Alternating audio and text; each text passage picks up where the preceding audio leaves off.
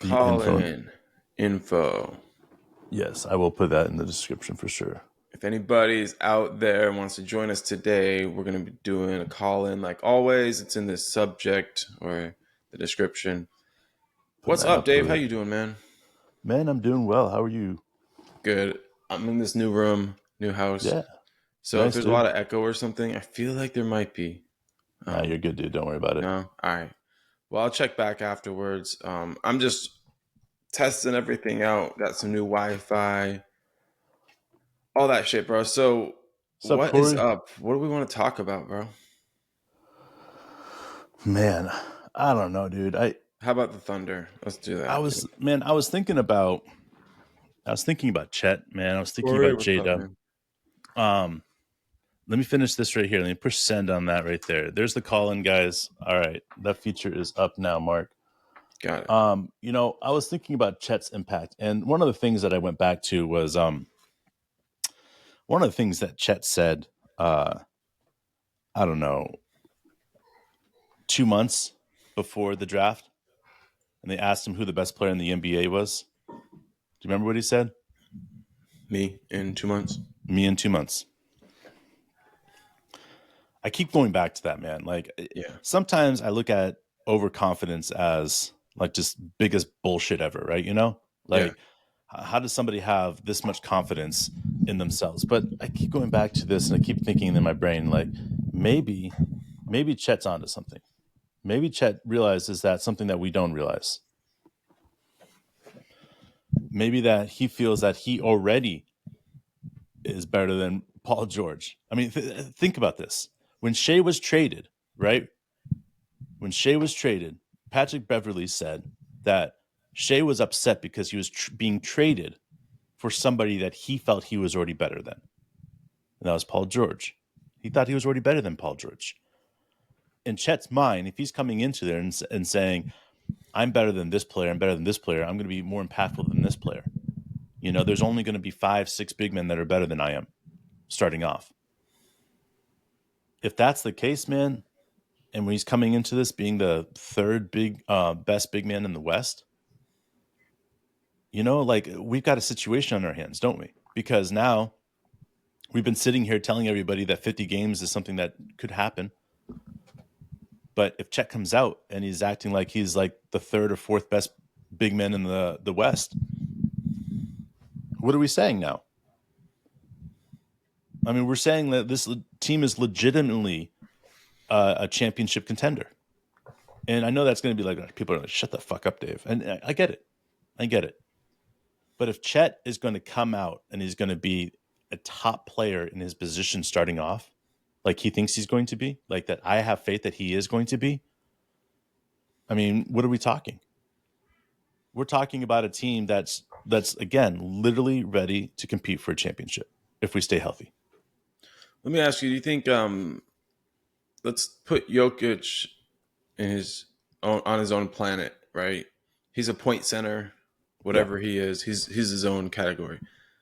Name the second best center in the West. Whew.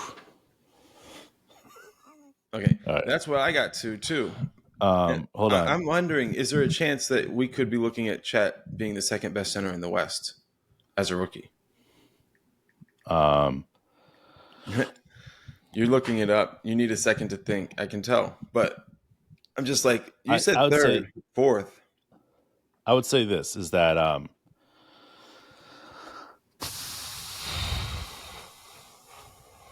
man, DeAndre Ayton is pretty good. Don't say Ayton. I'm saying defensively, he's pretty good. Okay, but Chet's already a better rim protector than Ayton. Okay, so then if that's the case, let's go through it. We've got Jokic, we got Embiid. Okay, Embiid's East.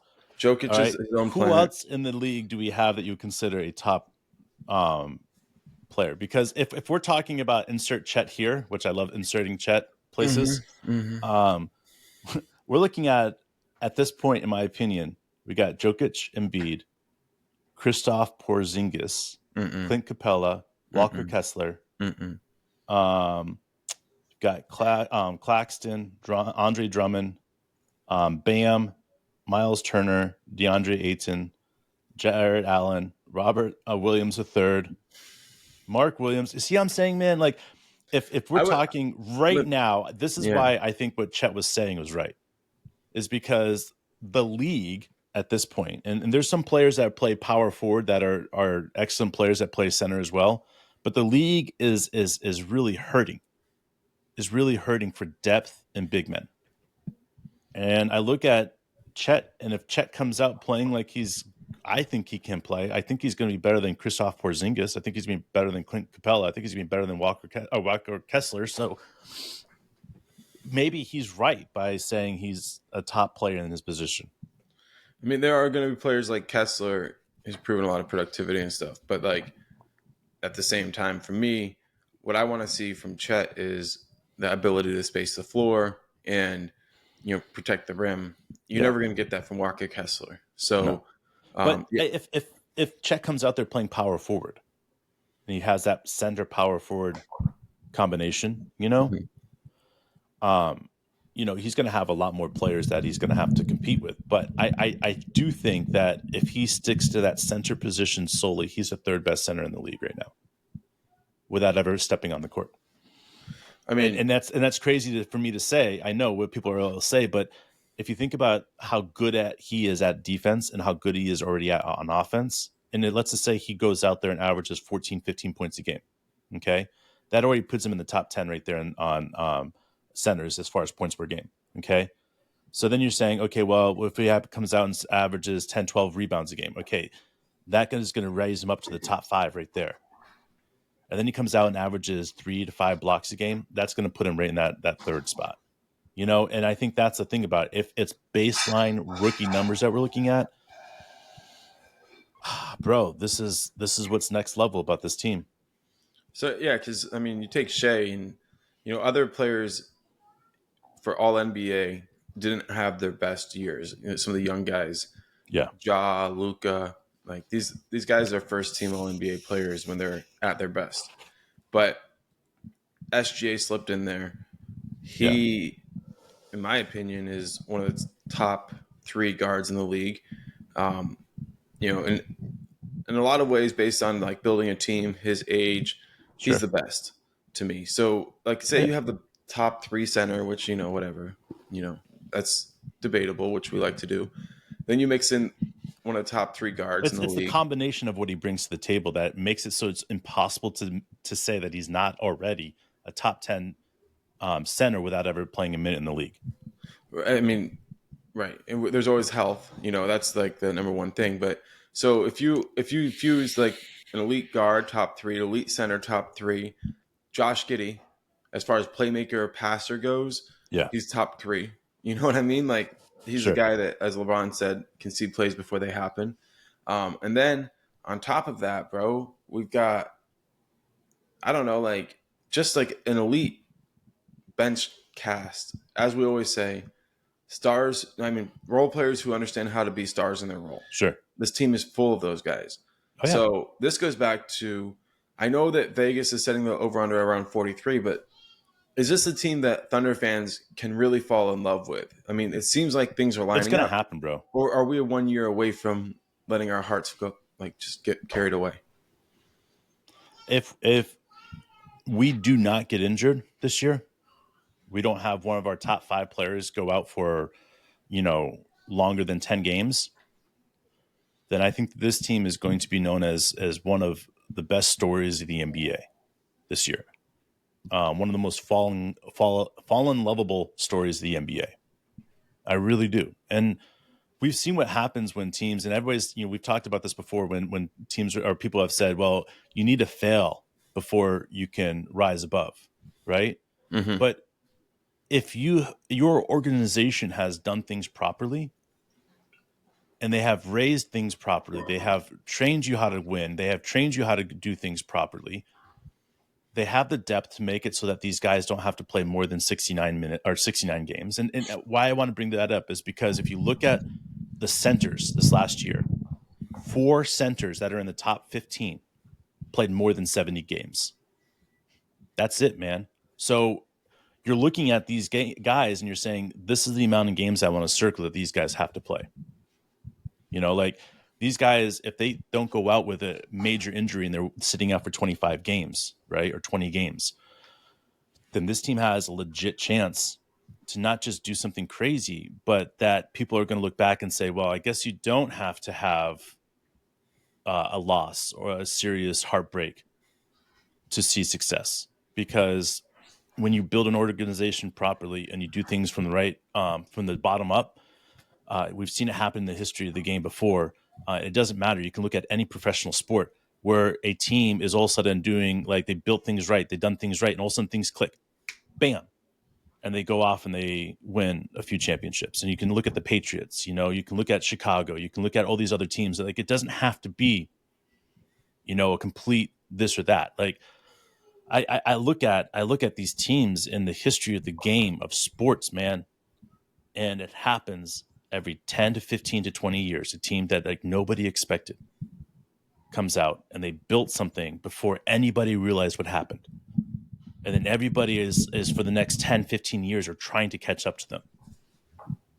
And I've never seen an organization do what the Thunder has done by making sure these players are getting what they need to be able to get better, drafting the right players at the right spots, trading draft picks to move up in the draft, doing this, doing that to secure these players. Like,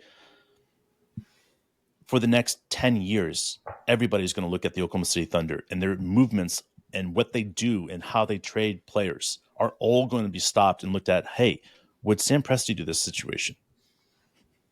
And I've never seen it before. And I can keep going back to this over and over again. The Oklahoma City Thunder have done things right, that if they were to go off and win a championship this year, I couldn't tell you that I would be surprised. I think everybody else would be surprised. But that's because, like here's the thing though, man. You spend time breaking down this team. You spend time inside and looking at what the organization's doing.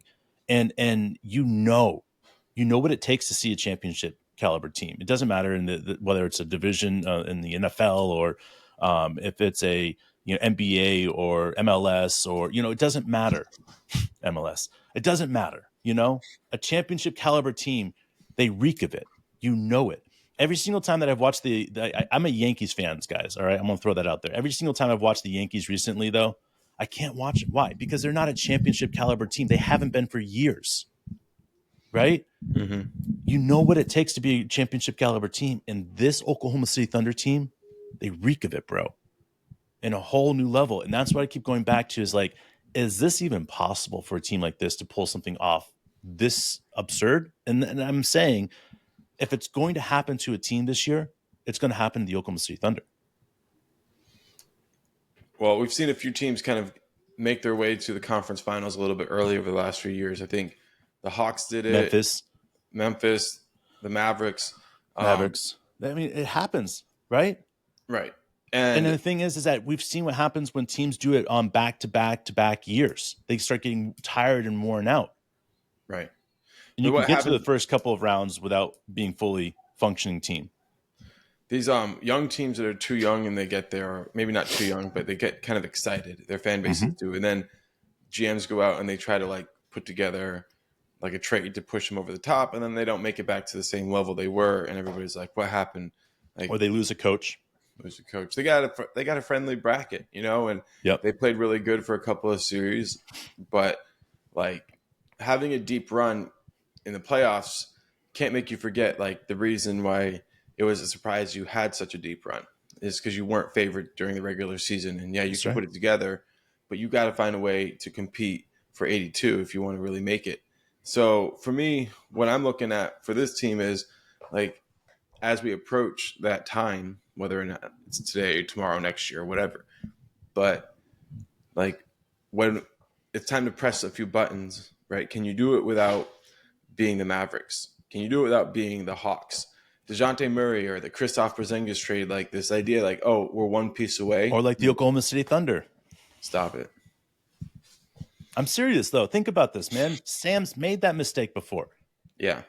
He knows what it takes. He knows what not to say and what to say and what trades to make. And when you look at what he has as far as tradable assets as draft picks, man. That's why it's all the difference, man. It's all the difference now, is because he doesn't have to dip into those players if he doesn't want to.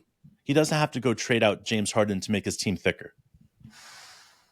Like, it's what's up, man. Like, this is why we're watching a situation unfold here that everybody else is like, okay, well, this, or, okay, the Oklahoma City have blank, blank, blank. Well, the Oklahoma City Thunder have 15 first-round draft picks. And they also have, 20 second-round draft picks? Something like that. So, and everybody's like, oh, they're definitely not going to be able to use them all. Duh. All right. Duh. But we've seen what Sam can do by holding on to draft picks. Why is he holding on to draft picks like Utah's draft picks, right? And Houston draft pick? It's because we don't know where they're going to fall right now. So guess what we're doing? We're holding tight, and we're going to see what they do. Because we get Houston's draft pick the next year or the year after. And that's the thing about it is that eventually somebody's going to fuck up, and we're going to get that pick. And we get that pick, it's on. Like if we don't get Houston's pick this year because they somehow find a way in the top 3, cool. We'll get Utah's, and it'll be a top, 20 pick. And that's where we just keep on going. And that's why it's like when people are like, well, they shouldn't be able to do this or that. Well, yes, I hear what you're saying. But you take 3, man. You take 3 picks, first-round picks, and you combine them together. Now the Oklahoma City Thunder only have 12. And you take 3 of them. That's going to get you anybody you pretty much want in the league right now. 3 first-round draft picks. Some of them will take 5. Some of the players will take 5. But any player that's available on the down low right now, you're looking, and that's a superstar level, you're looking at 3 to 5 first-round draft picks. So no matter what's happening, and the Thunder get to that level where they're sitting in the Western Conference and they missed out in the finals, right? They're going to come back and be able to mess around and fuck around with 3 to 5 picks, man, and say, let's get some better players here. We got Mistich this year. We got Jack White. We got players that were better than some of the role players we had last year combined. I think Mistich is going to be one of those players that's going to be an amazing athlete playing out there against everybody else and running around like crazy. He's going to be huge. It's going to be great. And I think because of that, we've upgraded so many different levels of this game for our players. And that's why I keep going back to it and saying, like, people are like, oh, yeah, the Thunder are 43. And it's like, man, but we've upgraded so much. We've gotten healthy. Like, yeah.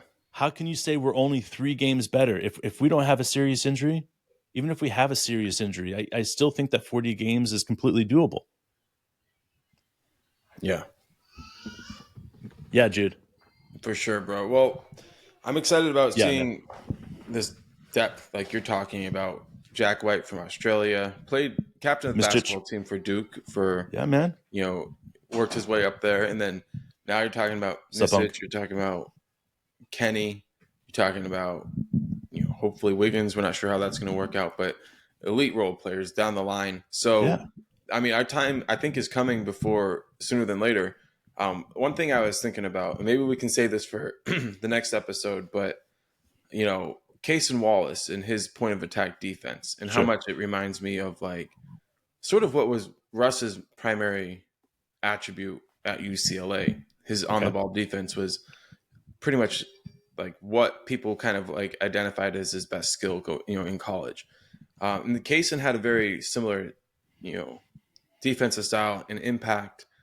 Obviously I think he's a better shooter than Russ, but you want to talk about that today or you want to come back later?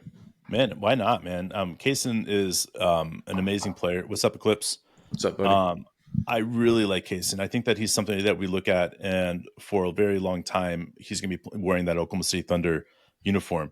I still believe that a rookie and a second-year player and a third-year player, that's really where the progression happens. So for me, it's really hard at this point to be looking at a rookie and say, oh, I expect his impact to be this year, because I want to see a rookie do what J-Dub did and say, that's my starting position, motherfuckers. And people are like, no. J-Dub's not supposed to start at the 4. He's not supposed to be a power forward. He's not supposed to be a forward, guys. He's not supposed to be a forward. And J-Dub's like, motherfuckers, I want that position. Yeah. That's what I want to see from our rookies. I want to see that aggression of taking over a position, and Do I think Cason Wallace has what it takes to do that? Yes. Do I think that he could do it this year if there was an injury? Yes. But on the same sense, I would still like to see him take it slow, play his 55, 60 games if he gets a chance. If he is in better shape than I think he is and he ends up playing 70, hell yeah. But let's start slow. I want to see what he can do when the matchup is properly there, What up, Blake? when the matchup is nice, and it fits this Oklahoma City Thunder team, and then Cason goes out there and drops 22 and gets like 4 or 5 steals. So Cason, what if Cason comes out and What's up, Blake? gets like similar to what J-Dub? He gets number 2 for Rookie of the Year. Yeah. And basically just maybe because, like you said, he plays 70 games, and that alone eliminates half of the top picks or something like that. Like, yeah, if he runs out there and plays 70 where he's like an elite defender and he's a good offensive player, then that could put him in the running for Rookie of the Year just because the 65 game minimum. Sure. And I want to say this with all due respect to Dort, but if that happened, it would be because something happened to Dort, an injury, a trade, something like that. And as much as I want to see Cason have an outstanding rookie year, right? I want to see the improvement in Dort more, because Dort eventually is going to get us a first round draft pick when we have to trade him, or he's going to sign a team friendly contract to stay in Oklahoma City long term. And that's just the way things are going to have to go for this team, So for me, I want to see if Lou Dort's improvement this year has been so massive that he's going to steal the position away from anybody in the future that's going to ever think about it. That's what I want to see from Dort.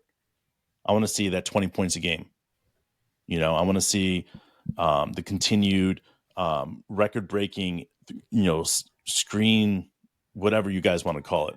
Like how he is able to get the fouls called on the screens consistently. I want to see that upsized. I want to see Dort play harder. So if Dort is out there saying, this is my starting position, Cason, get in line, then that's exactly what we need to see with this team. So for me personally, I want to see what Dort can do this year. Is Cason going to be able to take that spot from Dort? Well, if something happens to Dort, yeah. Because Cason's nipping at those heels, man. And I'm telling you, the way that I saw him play in some of the games that he played, and a lot of the games that it was quiet, like you barely recognize some of the impact that he had unless you slowed it down and watched it. And that's what's so impressive about what Cason can do, man, is like after you start seeing his impact, and it's, ever so slightly right now, especially summer league and rookie, telling you guys, you put him on a team that is designed to run the offense and find players where they want the ball, Cason's just going to look like another star out there, because his shot making ability and the way he finds open spots, it's elite. And when Cason was at his best is when we had our best teams out there. Yeah. I think he wasn't focused on being the best player. Yeah, that's going to be an interesting thing, is like, starting off, we expect him to come off the bench, and he'll be backing up, like, I don't know, all the guys, anybody off the bench, like in the guard unit. Like, he kind of uses positions interchangeably. I could quickly see him just fitting in so well with these guys, where it's like, how do you work him in? But like you're saying, right now that's Dort's spot. Dort is going to have to, continue to improve. But I mean, I can't imagine these practices, Cason, Dort. Like, this goes back to what I was saying about Russ. Like, I think Sam Presti looks for a certain type of like player, and sometimes you have like a J-Dub, James Harden type player. You call him like 6'6", 6'7", really crafty with the ball, incredible swagger. Got the swagger. You get to the hole, but then you got the Russ and Cason model, which is like you need somebody to be so disruptive on their point guard. And then from there, if they can start out by earning minutes by playing defense, then they're going to, find their way into becoming a competent and maybe elite offensive player. I think that's kind of like another pathway. There's different pathways, for stardom, but Presti has an eye for point of attack defenders. And I just wonder, like, maybe we're underestimating Cason's upside. Like, maybe he is a future MVP and we don't really know it yet. This is like whether Cason's a future MVP or Cason's going to be equivalent What's up, to Elton, bro? John Morant or anybody else like that. Like this is what I keep going back to 100% is that anything is possible with this team. Anything. And any player that we're looking at that we're not seeing a superstar potential, right? Right? It's crazy because you want to go through it with me? I'll go through it. Got J-Dub, superstar, BDE coming out of his ass, right? You got Chet, you got Shea, you got Josh Giddey, man. I mean, even Dort, if he turns into a 20-point player a night, bro, he's a top 10 player in his position if he's putting out there 20 because of what he does on defense, And then you get the bench and you're like, okay, is there a better bench shooter in the league other than J-Dub or J-Dub, Isaiah Joe? Yeah. And he's one of maybe 3 players in the league that are elite coming off the bench like that. And then you start looking at down the line, Cason, Jay Will, and you start recognizing each one of them has what? An elite aspect to their game, but it doesn't take away from the game that the offense, the defense that we run. It doesn't take away from it. It adds to it. Like, it's beyond anything we've seen before. Like leadership styles. You can start saying, who's the leader in Oklahoma City Thunder locker room? Well, you ask the players, and guess who they'll say? Who's the last person that gives a speech before you guys go out there? They'll all say JRE. Best speech giver, just before going out there. Each one of them have a place and part of that brotherhood in the league. And it's on this team, and it's so unique, and it's so special. You start seeing that, Chet's putting his arms around Jay Will, and everywhere they go together. And you start recognizing, like, this is different, man. Like, this is different. This is not like other teams where it's like, Allen Iverson's going out there and dropping 30, and then him and his friends are going out to clubs afterwards, or, Harden the same way. Like these guys are doing everything together, man. Like the team is number one. And again, they're buying in 100% to the organization and what the organization can bring to them, recognizing if they do things right, fucking championships, man. Fucking championships if they do things right. And that's why Sam's picking him up. Because you put a bunch of young men in the same exact place that have incredible talent in any sport, and you start giving them the one thing that 90% of athletes lack out there. It's belief, man. And you start making them believe in themselves, and you start making them believe in the organization. You start making them believe in the city. And what happens, man? Fucking championships, man. That's it, baby. That's all we got to say. We're pumped up that you guys joined us. We went a little earlier today. See what happens. We'll be back. We love you guys.